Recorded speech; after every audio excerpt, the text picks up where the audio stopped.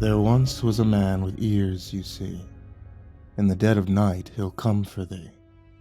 He'll drag you into the woods to scream, and there your bones he'll gnaw. Soon shall the bunny man come to take you away from your dad and mom. Soon shall the bunny man come, and your soul shall belong to him. Catherine, stop! I hated when she'd sing that song. I can still remember my sister's face when I would beg her to stop because of that ghoulish smile she wore when she was tormenting me. We grew up in New Zealand, so the shanty was something old that we changed for our own purposes. Many of the kids sang it, but my sister was the first to adopt it into something different from its original. A few kids had added some creative lyrics to the original, usually something about, like, fart men or something. But Catherine, however, had turned it into a song about the bunny man. The teachers forbade her from singing it at school and took it as a challenge to sing it at every opportunity.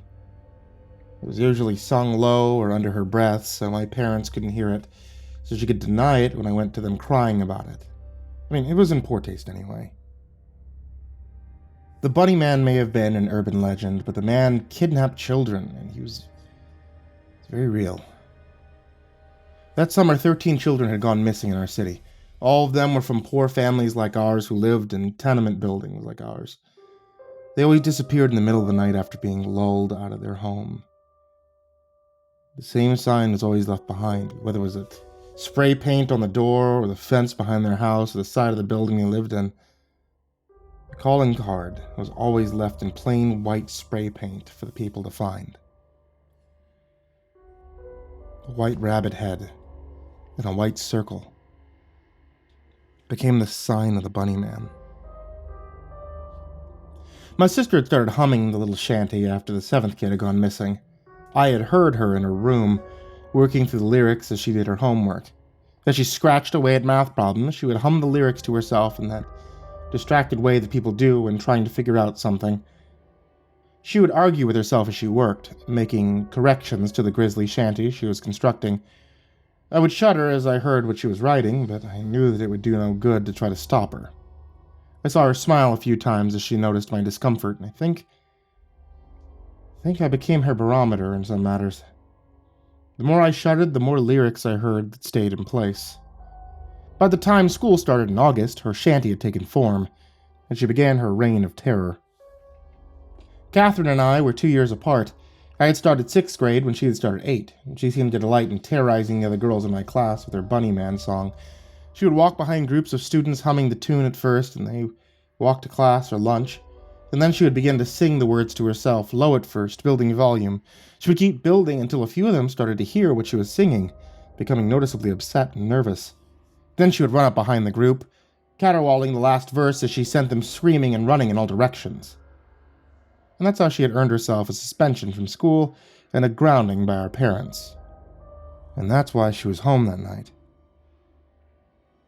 The night the bunny man did indeed come. We were both grounded that night, actually. My sister was grounded after being suspended from school for her bunny man shenanigans, and she didn't much care. She was happy to put off her schoolwork, watch TV all day, suffer the wrath of our parents. I, however, was grounded for encouraging these antics by saying I had seen the bunny man. Now, it wasn't a joke, though. I wasn't trying to encourage Catherine in her bad behavior. I had woken up for 6 nights in a row hearing someone humming that shanty and going to the window to see who it was. I couldn't actually hear anyone, I realize now. Our loft was on the 5th floor, looking out on the vacant lot and road behind the building. There was no way I should have been able to hear anything. I could, though. I could clearly remember hearing the shanty hummed in a gravelly baritone that sounded as though it was right outside my window. The first few times I heard it, I went to the window and looked out into the lot. In the moonlight, I could see him standing in the road. A man in a dingy gray rabbit suit, his eyes glowing yellow and ears cocked almost jauntily. My parents would hear me screaming, and they would come running into my room to see what was going on, and they'd find me on the floor screaming, pointing out the window, always gibbering about the bunny man. Well, after the 3rd night, I didn't even go to the window. I would lay in bed and sob as the shanty bore into my brain. I would sob and call for them, screaming about the damn bunny man, until finally my father couldn't take it anymore. And that's why both of us were grounded on the night in question. And our parents were out. It was supposed to be a family night. We were supposed to go out, have a meal as a family, see a movie, maybe get ice cream. Instead, my father used it as a punishment for my sister after she'd gotten in trouble. We three would go out and have fun while she stayed at home and did not. My mother, however, thought it was a little harsh, and she had been pleading with him to reconsider all week. This had made him a little short, and after being woken up by my screaming all week, he had reached his limit. He also grounded me, thinking I was trying to egg my sister on with all this bunny man nonsense, and announced that he and my mother would be going on a date instead. We'll be back by 10. You two to be in bed by 8:30. You'll be severely punished if I come in and you're still awake. Then they had left, and we'd gotten along pretty well for a few hours.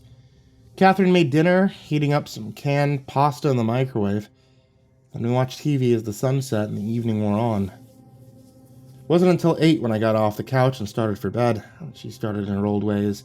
She asked what I was doing, and when I told her I was going to get ready for bed, she asked why. You heard Dad, if we're still up when he gets here, we'll be in trouble. Probably. I'll be just scared of the bunny man, and afraid that he'll hear that you're awake and come get you. I'm not, I lied. R2, you were in such a hurry to go to sleep, so the bunny man will come and peek at you while you're asleep. Cut it out, Catherine. She leaned towards me, grinning that awful grin. Oh, there once was a man with ears, you see. I put my hands over my ears and started running away as she sang all the louder and chased me. In the dead of night, he'll come for thee. Stop it, Catherine, I sobbed. We were running up the hall, and as I wheeled into my room, I tried to slam the door and lock her out. She battered the door aside and bore down on me, grinning and singing, as I cowered beneath the window. I covered my ears with my arms, sobbing uncontrollably as I tried to block her out. She stalked towards me, bellowing the song now, and cinching her hands like claws as she walked towards me. Soon shall the bunny man come to... But she stopped suddenly. And as the silence stretched on, I opened my eyes and I looked up to find her looking out the window as she loomed over me. She was staring at the window, transfixed by whatever she saw out there. And this new game almost scarier than the shanty. Her face held a look that I was unused to seeing. She was startled, unsure of what she was seeing. But it also appeared that there was terror there. Something outside the window had really spooked her, and I scrambled up to peek under her arm so I could see too. It seemed I was peeking at one of my nightmares. Standing in the road right under a streetlight was a man in a tattered gray bunny costume. It wasn't like a Halloween costume, some of which looked more like pajamas than a costume. It was a full suit of coarse-looking gray fur. The fur was matted and dark in places. The fur kinked and tangled like a stuffed animal that needed to be brushed. The head was obscured by a black hood, some kind of costume hood that just slid over the head, and the face was a flat black nothing as it stared at our building. Not at our building. At us. On top of the head, someone had stapled a pair of thin, emaciated gray rabbit ears, one of which bent at an almost jaunty angle.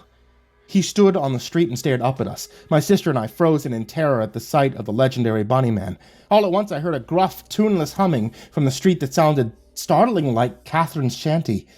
He had no words to go along with it. He only hummed and stared, and I think we both felt an almost magnetic desire to stare back at him. He was like the scene in a scary movie where the monster is out in the open and you pray that none of the characters are stupid enough to confront him. In your heart, though, you know one of them is. Catherine. Catherine appeared to be that one. I caught her by the arm and she turned from the window. She looked back at me, her face full of confused anger and unsure deliberation. She was clearly at odds with herself, and my sister was not someone who was used to being unsure of her actions. She was a brat and a terror, but I had always believed that everything she did was calculated, a course of risk and rewards. This was something else, though. This was her acting against her will. After all, she had sung about the bunny man coming for others. It appeared to be her that he had come for this time. She jerked her hand away and left my room. When I heard the front door open and closed, I moved back to the windows, waiting for her to appear. The bunny man went right on humming and watching, as though he were trying to call me as well. I felt the pull, but my face kept me rooted to the spot. I clutched the windowsill tightly, the paint chipping a little as my fingers gripped it, and I would find splinters under my nails the next day, though I didn't notice the rest of that night. Then she appeared in the backyard, walking like a sleepwalker, and going to him as he vaulted the chain-link fence between the yard and the road. He reached for her hand, and now I could see them humming that hateful song and staring up at me. It filled my head like a hive of bees, and I knelt against the glass as I prayed that it would stop. There'd be no way I could resist if they both sang, and I could feel the pull as they tried to drag me out of the door as well. After about 60 seconds of them humming and staring, the two of them turned and disappeared up the road. My parents came home 3 hours later to find me curled up on the bedroom floor, sobbing and gibbering about the bunny man. They immediately searched the house, thinking that my sister had gone too far. Catherine had finally scared me too much, and now she would have to answer for it. And as my mother sat with me, trying to console me, my father tore up the house, looking for her.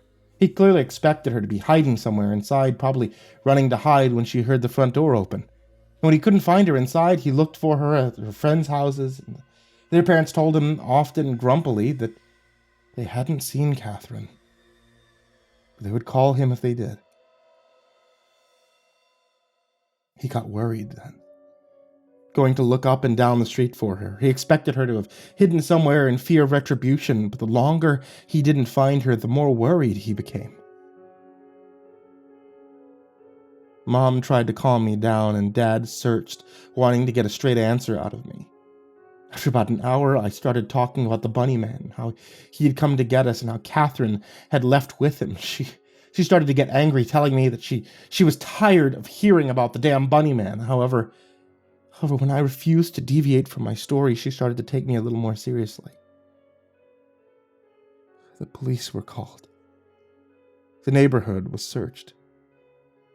People were questioned. The woods were calm for the next week and a half. No signs were ever found of my sister or the bunny man. No signs were ever found of any of the children abducted by the bunny man that year. And that was 15 years ago. The bunny man took only one more child that year, a 7-year-old girl taken on Christmas Eve. And after that, the bunny man was never seen again. They never found the remains of any of the kids he kidnapped. No one was ever arrested in connection with the kidnappers. There was never any bunny suit found or a murder weapon discovered in the woods. Whoever was doing these things just stopped. I'm 27 now. My own daughter's 8. Her dad's not really in the picture, which leaves a lot of time for just us. One night I was getting ready for bed, Emily playing in her room before bedtime, when I heard something that made me stop in my tracks. The tune. A familiar tune that everyone in my house knew crept up the hallway. The tune wasn't what stopped me, it was the lyrics that made me shiver. The words she sang transported me back in time, and suddenly I was 12 years old, and I was watching my older sister creep towards me as she sang those hateful words. However, the voice that sang them was childish. Lilting words with no more care than she would have for any nursery rhyme. There once was a man with ears, you see. In the dead of night he'll come for thee. He'll drag you into the woods to scream, and there he'll gnaw your bones.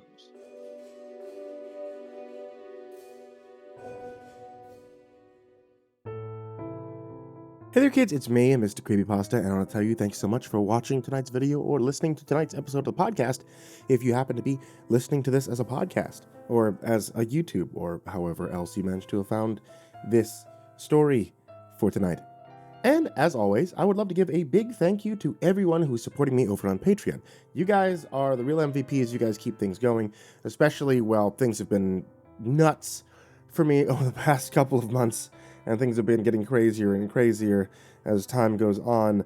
You guys are the ones who are keeping me sane. And I mean that with all sincerity, that you guys have helped me immensely.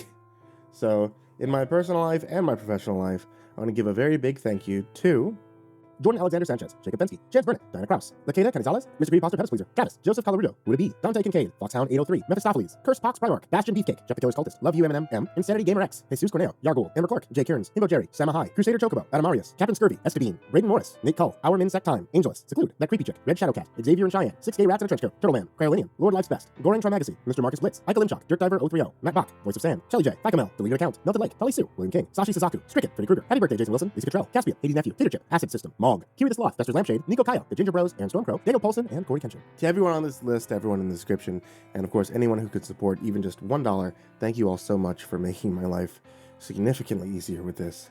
And if you guys would like to be able to join any of the names that you see here or down there or anything at all, head over to patreon.com/MrCreepyPasta. And with that, I wish you all a very, very pleasant night and sweet dreams.